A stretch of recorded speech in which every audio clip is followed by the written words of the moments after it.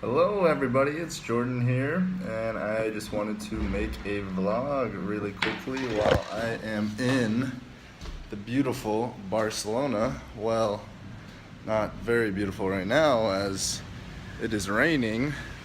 As you can see, we got overcast, and oh god, it's windy, it's coming down. But anyway, I wanted to talk about how social media is affecting the youth and the younger generations. So we all know how social media has essentially changed how we communicate, and it's instant, and everyone is connected around the globe. You no longer have to be next to someone to talk to someone. You can talk to someone across the globe instantly, and you can share information through social media. You can have followers. You can do so many things. But today I want to focus on how it is affecting the youth. So I'm only 20 years old, and if you look at someone who is 15 years old, that's only a 5-year difference. There's so much that has changed. My younger sister is about to turn 15, and when I was 15, we are worlds apart. So for example, she has an Instagram account, right? And she has 4,000 followers on Instagram, and she's only 15. How? I have no idea. But these people see what she's up to, see what she's doing. She has a Facebook as well with thousands of friends, yet her school only has several hundred. It's a different world, and I can't comprehend what has happened. And the way that social media has allowed information to be shared is letting these younger generations, these younger people, see everything and hear everything and have this different perspective that we never had growing up, and older generations never had either. I feel like they are almost too young to know this information. Like my sister's friend, she's 15, is pregnant at the age of 15 in secondary school. That's insane to me. And she tells me that her friends are smoking marijuana, and oh god, you hear that lightning? And things like that. They have this access to information that we never had, and it's different. And so having that access to all this information is changing the way they're growing up and changing the way that things work in the world.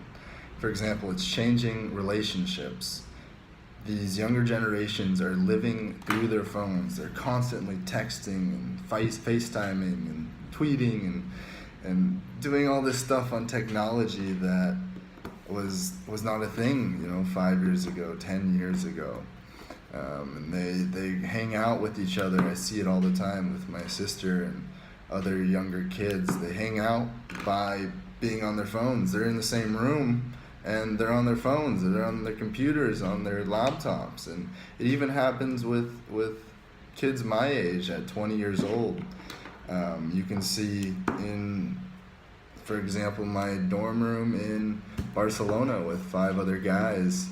At times I see all 4 of them not saying a word to each other on their laptops or on their phones, just glued, locked into their screen as if nothing else mattered.